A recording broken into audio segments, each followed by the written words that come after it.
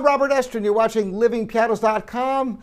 And today, the question is, what are living pianos? You know, it sounds like a science fiction story, doesn't it?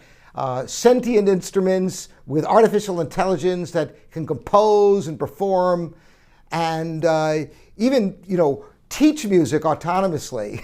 Or maybe it's pianos that are bioengineered to grow and evolve along with the player. There's all kinds of possibilities, but it's actually something much more terrorizing than that.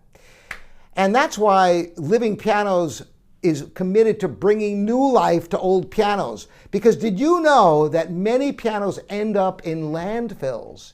In Minnesota alone, hundreds of pianos every year end up in the landfill. As you're watching this video, pianos are being thrown in landfills all over the country, and it's just a horrifying thing to contemplate. Now, you might wonder why this is. Well, the fact of the matter is that there's such a huge price gap between the hand-built American pianos, which are mostly the ones that end up in landfills here. European and American pianos are so expensive compared to the Asian production pianos. So when a piano wears out, people will replace it with far cheaper Asian production pianos or even digital pianos. And these pianos end up in the landfill. That's why Living Pianos specializes in the sale of restored hand-built pianos, which are so rare today. Now, there are other companies that do this, but most of them specialize in Steinway because Steinway commands more money in the used market. But we're not prejudiced against other brands. There were many hundreds of American piano companies, and there were several dozen that made absolutely stupendous pianos. Of course, Mason & Hamlin is still built outside of Boston, and Baldwin was the last casualty of the American piano industry. They are now Asian production pianos with the Baldwin name on front, but the artist series Baldwins of years past, the ones that grace the concert halls all around the world, those are a thing of the past.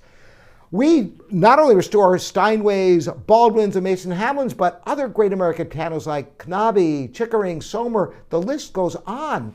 And you can end up with a piano with tremendous value instead of ending up in the landfill. European pianos are also great candidates for restoration.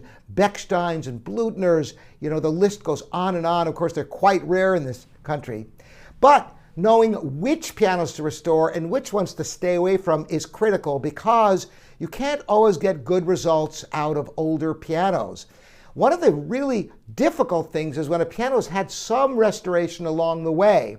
Because if you have everything original, even if everything is worn out and in bad condition, at least you know the original specification, because that is a really huge challenge, is matching the original spec of that piano. Even with Steinways, you think, oh, just order Steinway parts. Not so simple. Steinway has changed their specifications over the years, so you have to know exactly what the specification is for each of the almost 10,000 parts of a piano to restore them properly. So, once again, this is not a science fiction story. This is reality.